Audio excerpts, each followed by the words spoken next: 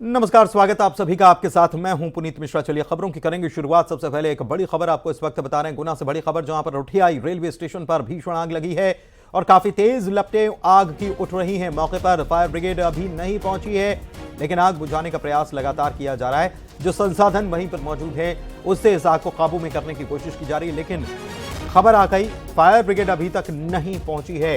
काफी तेज आग की लपटें उठती हुई नजर आ रही हैं और देख सकते हैं आप, रुठियाई गुना का ये रेलवे स्टेशन है और कितनी भीषण ये आग लगी है, इस तस्वीर को देखकर ही आप अंदाजा लगा पाएंगे।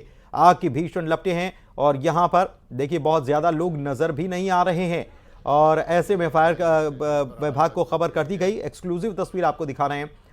दमकल की गाड़ियां जो हैं वो अभी तक मौके पर नहीं पहुंची और लाइव तस्वीर आपको दिखा रहे हैं इस वक्त। लाइव तस्वीर देखिए, ये लाइव तस्वीरें, सीधी तस्वीरें हैं और इसको देखकर ये आप अंदाजा लगा पाएंगे। अब तो ऐसा लग रहा है कि फायर ब्रिगेड यहां पर पहुंच गई है, लेकिन इस तस्वीर को देखकर, लाइव तस्वीर को देखकर आप अंदाजा लगा लेंगे कि क्या हालात यहां पर हैं, कितनी भगदड़ मची हुई है और कैसे इस आग को काबू में करने के लिए दमकल विभाग के कर्मचारी जो हैं पूरी तरह से जुटे हुए हैं। सुशील कौशिक हमारे संवाददाता हमारे साथ लाइव जुड़े हुए हैं। सुशील, ये आग बड़ी भीषण है और बहुत ऐसा लगता है एसडीआरएफ को यहां पर बुलाना पड़ा है, तो इससे पता चल रहा है कि आग कितनी भीषण है। आग को काबू में करना मुश्किल हो रहा है क्या?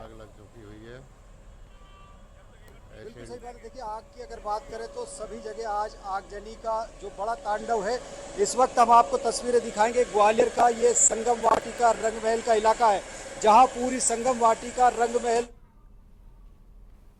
बिल्कुल बिल्कुल, और ये एक तरफ तस्वीर आप जो दिखा रहे हैं ये संगम वाटिका इलाके की, ग्वालियर की तस्वीर आपको दिखा रहे हैं और दूसरी तरफ गुना की भी तस्वीर सामने आई। रुठियाई रेलवे स्टेशन पर यह आग लगने की घटना सामने आई और ग्वालियर पर भी, ग्वालियर की खबर पर भी हमारी नजर लगातार बनी हुई है और ग्वालियर के बारे में जानकारी ले लेते हैं सुशील से। सुशील हमारे संवाददाता वहीं पर मौजूद हैं। सुशील, जानकारी दीजिए।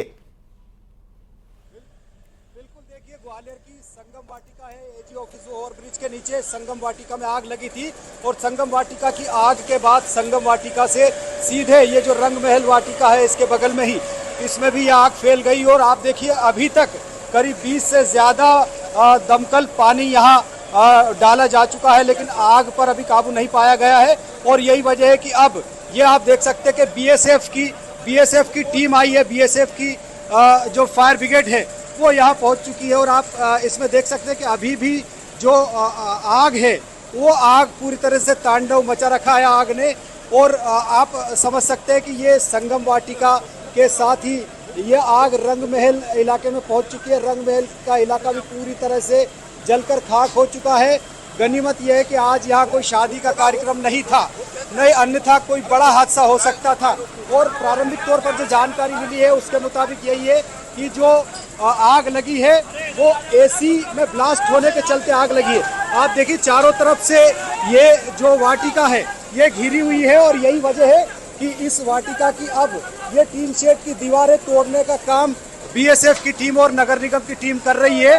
और देखिए आप, अब जेसीबी भी आ चुकी है। जेसीबी की मदद से इस जो दीवार है, टीन की दीवार, इस चारों तरफ इस दीवार को अब धराशायी किया जाएगा ताकि इस आग पर किसी तरह से काबू पाया जा सके।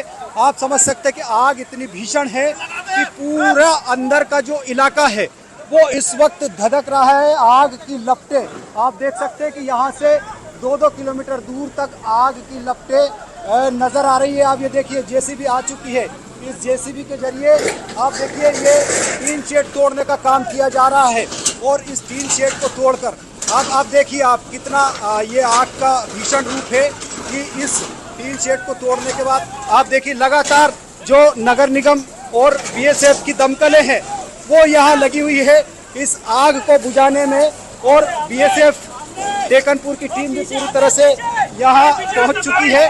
और देखिए आग लगातार भीषण होती जा रही है और जैसे जैसे इस पर पानी डाला जा रहा है तो आप देख सकते हैं कि यह आग और तेजी से फैली है अंदर और इसमें काफ़ी ज्वलनशील चीज़ें हैं क्योंकि ये मैरिज गार्डन है। यहाँ पर आप देख सकते हैं कि इसमें टेंट का सामान था, रजाई गद्दे थे, सोफे थे, इसके अलावा सजावटी सामान था जो स्टेज पर सजाया जा सकता है, सजाया जाता है। और आप देखिए ये देखिए ये अंदर का नज़ारा देखिए आप, कितना भीषण ये धधक रहा है इस वक्त। ये पूरी आप देखिए ये संगम वाटिका है और इसके साथ ही रंग महल वाटिका जो है उसमें भी आग भीषण लगी हुई है।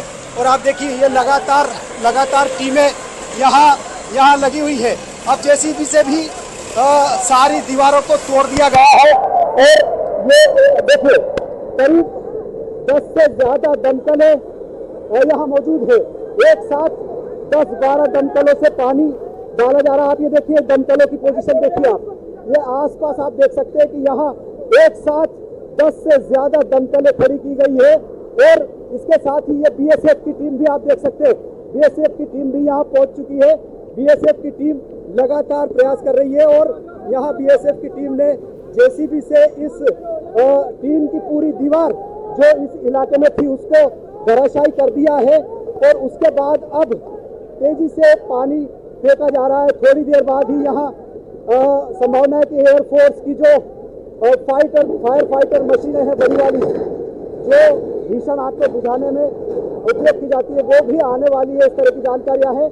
और आप देखिए ये देखिए ये आग का तांडव आप देख सकते हैं। ये पूरा अंदर जो है संगम वाटिका है ये, और इसके साथ ही इसके बगल से लगी हुई है रंग महल वाटिका। रंग महल वाटिका में भी आग फायर ब्रिगेड की 17 गाड़ी पानी लग चुका है और बाकी गाड़ी बराबर रिपीट हो रही हैं। और एयरफोर्स भी आ चुका है, मालनपुर भी आ चुका है और करीब 12 गाड़ी हमारी लगी हुई हैं। हाँ, ये संगम वाटिका के एसी ब्लास्ट हुए हैं। उस एसी ब्लास्ट के साथ ही ये क्या नाम आग लगना शुरू हो गई थी। कितने एरिया फैली हुई है? आग संगम वाटिका से शुरू हुई है, अब इस समय इसमें आ चुकी है क्या नाम रंगमहल गार्डन में। अभी भी कंट्रोल की स्थिति नहीं है, लगातार गाड़ियाँ आ रही हैं। करीब 70% तो मैंने कंट्रोल कर लिया है। अब थोड़ी देर में ज़्यादा से ज़्यादा आधा एक घंटे में कंट्रोल हो जाएगी। तो आधा एक घंटा बताया जा रहा है और सुशील जो हैं वहां पर मौके पर ही मौजूद हैं और लगातार तस्वीरें दिखा रहे हैं। सुशील, आपसे ये दरख्वास्त रहेगी कि ये जो तस्वीरें हैं आग बुझाने की, ये तस्वीरें आप लाइव लगातार दिखाते रहिए क्योंकि एक घटना और सामने आई और ये घटना सामने आई गुना में भी आग लगने की घटना हुई है और उसकी भी जानकारी और उसकी तस्वीरें भी हम अपने दर्शकों को दिखाते हैं। 2 तस्वीरें देखिए, एक तरफ गुना की पहली तस्वीर आप देखिए, गुना की रुठियाई रेलवे स्टेशन पर यह भीषण आग लगी है और ये रंग महल वाटिका जो है वहां तक ये आग फैल गई। ग्वालियर की तस्वीर आपको दिखा रहे हैं, कई सारी दमकल की गाड़ियां जो हैं वो पहुंची हुई हैं, करीब 20 गाड़ियां पहुंच गई हैं और अभी भी और गाड़ियां जो हैं वो पहुंच रही हैं। यहां पर एसडीआरएफ की टीम पहुंची हुई है, बीएसएफ की टीम यहां पर पहुंच गई है। जानकारी जो आ रही है उसके मुताबिक अशोक अग्रवाल हमारे संवाददाता गुना से हमारे साथ फोन पर जुड़े हुए हैं और ग्वालियर से तो ये लाइव तस्वीर हम आपको दिखाई रहे हैं। सुशील कौशिक मौके पर ही मौजूद हैं, लेकिन गुना की स्थिति के बारे में जान लेते हैं क्योंकि यहां पर भी आग भीषण लगी और फायर ब्रिगेड यहां पर नहीं पहुंची थी जब खबर आई। क्या जानकारी अशोक? पुनीत, आपको बता दूं कि ये गुना के रुठियाई रेलवे स्टेशन पर जो कंट्रोल रूम था उसमें ये आग लगी थी। काफी देर तक वहां फायर ब्रिगेड नहीं पहुंची तो वहां रेलवे के जो खुद के ही फायर इंस्ट्रूमेंट थे उनकी मदद से आग पर काबू पाने का प्रयास किया। उसके बाद वहां फायर ब्रिगेड पहुंच गई थी और उन्होंने आग पर काबू पा लिया है। जी पुनीत, कितना नुकसान इसमें हुआ है इसके बारे में कोई जानकारी निकल कर आई क्या? जी, चूंकि जी आपसे कुछ देर पहले की घटना है। अभी जो रेलवे के कर्मचारी थे और फायर ब्रिगेड के कर्मचारी और प्रशासनिक अमला जो वहां पहुंचा था, पहला प्रयास उनका ये था कि आग पर काबू पाया जाए। तो कंट्रोल रूम पूरी तरह से जलकर तबाह हो गया है, लेकिन उसमें किस तरह की सामग्री थी, क्या सामान था, इसके बारे में अभी पूरी जानकारी निकलकर सामने नहीं आई है। निकलकर सामने जानकारी नहीं आई है। आग कैसे लगी इसके बारे में तो कुछ पता चला होगा, किसी ने देखा होगा? रेलवे कर्मचारियों का कहना है कि ये आग शॉर्ट सर्किट से लगी है। कंट्रोल रूम में जो एसी लगा था उसी से ये आग लगने के बारे में प्राथमिक तौर पर जानकारी आई है और आग ने कुछ ही देर में काफी व्यापक रूप ले लिया था। आग काफी तेज फैली थी क्योंकि फायर ब्रिगेड को पहुंचने में काफी समय लगा, इसलिए आग काफी तेज फैल चुकी थी। बाद में रेलवे के जो फायर इंस्ट्रूमेंट थे उनकी मदद से और फिर बाद में पहुंची फायर ब्रिगेड से आग पर पूरी तरह से काबू पा लिया गया है। काबू पा लिया गया, लेकिन कहीं ना कहीं सवाल खड़े होते हैं। मौसम गर्मी का है और ऐसे में सबसे ज्यादा एक्टिव रहने की जरूरत है किसी विभाग को, तो वो है फायर विभाग।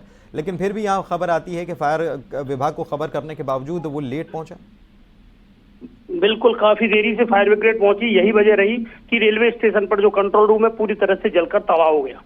जी, अधिकारी कुछ कह रहे हैं इस मामले में, जांच की जाएगी, क्या कुछ होगा?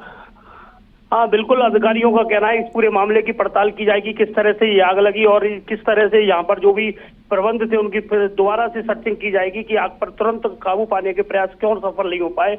ये सब जानकारी, उनका कहना है कि ये सब जांच के बाद ही कुछ स्पष्ट हो पाएगा। चलिए, जांच के बाद स्पष्ट हो जाएगा। बहुत शुक्रिया आपका इस जानकारी के लिए। गुना से हमारे सहयोगी जुड़े हुए थे और सुशील हमारे सहयोगी जो हैं वो लगातार वो तस्वीरें भी दिखा रहे थे। सुशील, आपका भी बहुत शुक्रिया। ग्वालियर के में जो आग लगने की घटना सामने आई है संगम वाटिका में, और साथ ही में रंग महल वाटिका भी बताई जाती है, वहां पर भी आग लगी और आग को काबू में करने की कोशिश की जा रही है। जानकार कह रहे हैं कि 1 घंटे में से काबू में कर लिया जाएगा।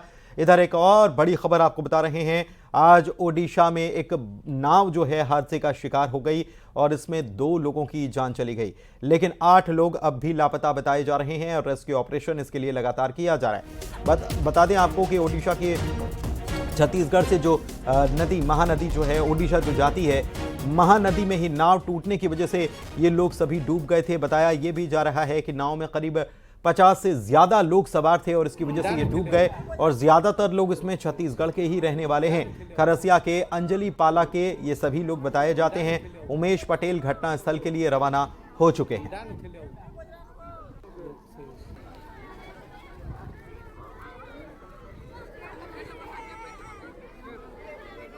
उधर ओडिशा में जो नाव हादसा हुआ है इस पर सीएम दुख जता रहे हैं। विष्णुदेव साय छत्तीसगढ़ के मुख्यमंत्री जो हैं उन्होंने लिखा है कि ओडिशा के झारसुगुड़ा जिले के श्रद्धा गांव में पत्थरसेनी मंदिर स्थित महानदी में नाव डूबने से जो लोग मारे गए, एक व्यक्ति के निधन की दुखद सूचना प्राप्त हो रही है। हालांकि जानकारी जो मिली है 2 लोगों की इसमें मौत हो गई है, लेकिन मुख्यमंत्री को जब जानकारी 45 लोगों को रेस्क्यू कर लिया गया।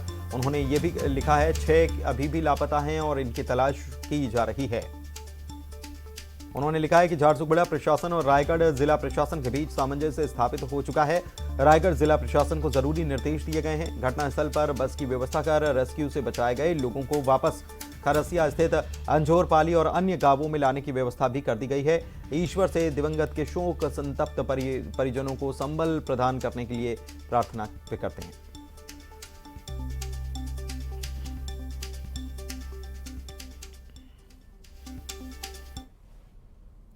लोकसभा चुनाव के पहले चरण की वोटिंग आज संपन्न हो गई। एमपी की 6 सीटों पर वोटिंग थी और छत्तीसगढ़ की 1 बस्तर सीट पर वोटिंग थी। मध्य प्रदेश की 6 सीटों में छिंदवाड़ा सीट भी शुमार थी। इसके अलावा मंडला, बालाघाट, सीधी, शहडोल और जबलपुर सीट है। इसमें करीब 66.61% मतदान हुआ है।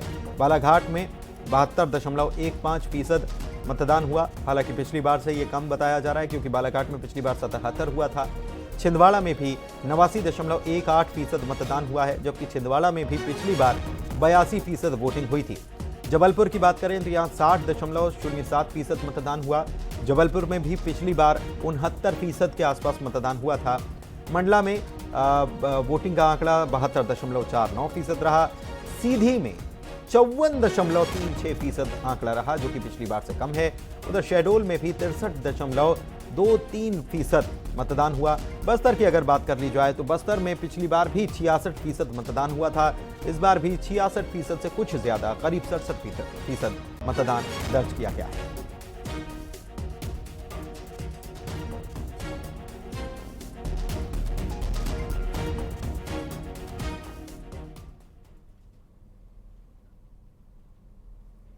और कवर्धा से खबर आपको बता देते हैं, जहां पर फूड पॉइजनिंग की वजह से 30 से ज्यादा लोग बीमार पड़ गए। दरअसल इन सभी ने शादी में खाना खाया था और उसके बाद इन सभी की तबीयत बिगड़ गई। इसके बाद सभी को जिला अस्पताल में भर्ती करना पड़ा। पिपरिया थाने के खड़ौदा गांव का ये मामला है। स्वास्थ्य विभाग ने गांव में अब कैंप भी लगा दिया है।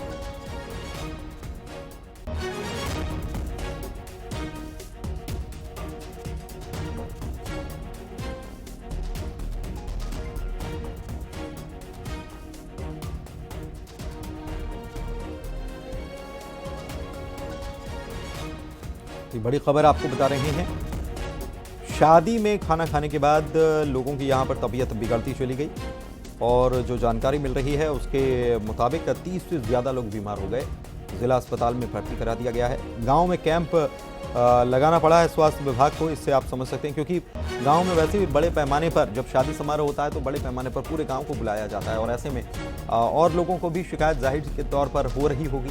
फूड पॉइजनिंग इसके पीछे वजह बताई गई है।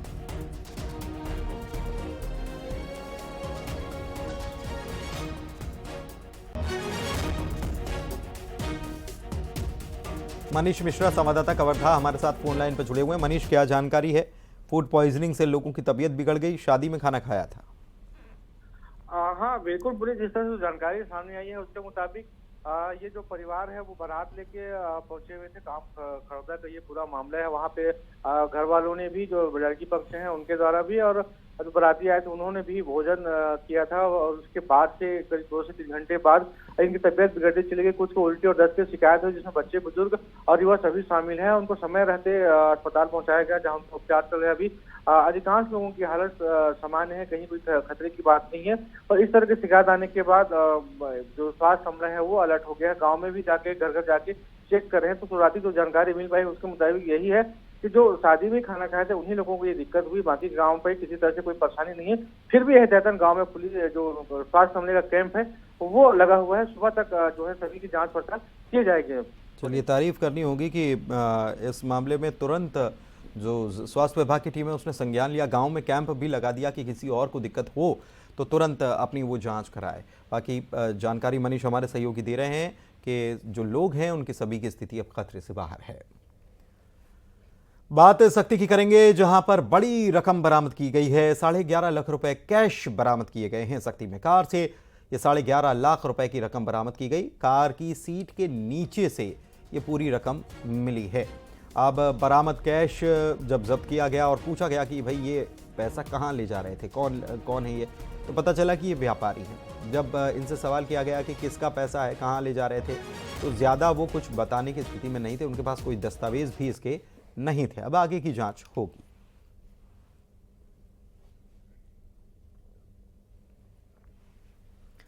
दुर्ग की बात करेंगे। चलती कार में आग लग गई और देखते ही देखते कार आग का गोला बन गई और जलकर राख हो गई। हालांकि कार में सवार लोगों की जान बच गई। जैसे ही आग लगी वैसे ही कार सवार लोग उतरे। आग बुझाने की कोशिश भी जाहिर तौर पर की गई होगी, लेकिन आग बुझी नहीं और भड़कती चली गई। दमकल विभाग को खबर की गई। बाद में दमकल विभाग की टीम ने आग को बुझा तो दिया, लेकिन तब तक आग ने पूरी कार को जलाकर खाक कर दिया। भिलाई पावर हाउस की यह घटना बताई जा रही है। छावनी थाना क्षेत्र का यह मामला है।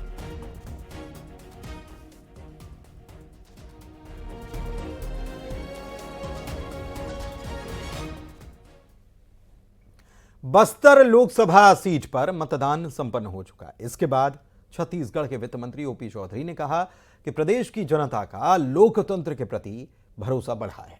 वित्त मंत्री ने कांग्रेस पर जमकर निशाना साधा और कहा कि नक्सलवाद का सफाया करने के लिए कांग्रेस का सफाया जरूरी है, जो मुठभेड़ में मारे गए नक्सलियों को शहीद बता रही है। बस्तर में पहले चरण का मतदान खत्म हो चुका है। बस्तर वासियों ने बुलेट की जगह बैलेट पर भरोसा जताया। हमारे साथ ओपी चौधरी मौजूद है, वित्त मंत्री हैं। सर, बुलेट की जगह बैलेट पर भरोसा जताया। अभी जिस तरीके से नक्सलियों पर लगातार कार्रवाई हो रही है, क्या उसी का परिणाम है कि आदिवासियों में उत्साह देखने को मिल रहा है, बस्तर में ज़्यादा से ज़्यादा मतदान हो रहा है? मोदी जी, अमित शाह जी के नेतृत्व में, हमारे छत्तीसगढ़ में विष्णुदेव साय जी के नेतृत्व में हमारी सरकार स्पष्ट राजनीतिक इच्छा शक्ति के साथ काम कर रही है। बस्तर क्षेत्र में पहले भाजपा की सरकार थी, उस समय भी एजुकेशन जैसी चीज़ों के लिए बड़े स्तर पर काम हुए थे। आज फिर से विष्णुदेव साय जी के नेतृत्व में बड़ी लड़ाई हमारी सरकार लड़ रही है और जवानों को इस राजनीतिक इच्छा शक्ति के कारण एक मनोबल बढ़ा है। अपनी जान पर खेल करके वो इनकाउंटर करने के लिए जा रहे हैं और बड़ी सफलताएं अर्जित कर रहे हैं। तो मैं यही कहना चाहूँगा कि बस्तर क्षेत्र की जनता ने लोकतंत्र के प्रति विश्वास जताया है। जी, आप मजबूत लोकतंत्र की बात करते हैं, लेकिन दूसरी तरफ अभी आपने कहा कि विपक्ष कांग्रेस को खत्म करना जरूरी है, तो ये किस तरीके से लोकतंत्र होगा? मजबूत विपक्ष क्या रहना जरूरी नहीं है?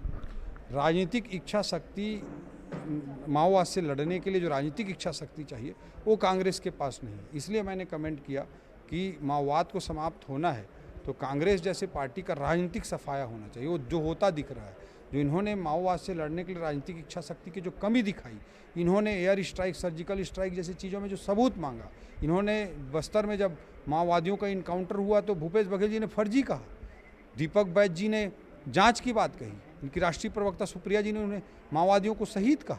इस तरह के राजनीतिक विचार का समाप्त होना तो जरूरी है।